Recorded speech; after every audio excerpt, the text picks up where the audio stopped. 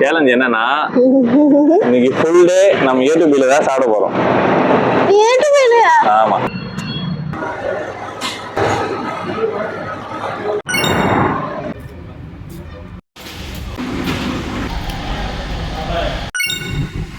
மணி 2 ஆகுது. நாங்கள் லஞ்சு சாப்பிட வந்திருக்கோம்.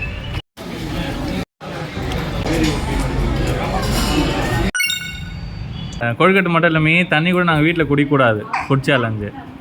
மணி 6 ஆகிடுச்சு.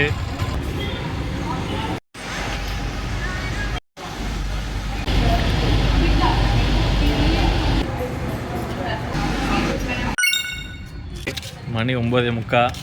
நைட்டு டின்னர் முடிக்க வந்தாச்சு. சாப்பிடுவியா? எனக்கு வயிறு நஞ்சிச்சு.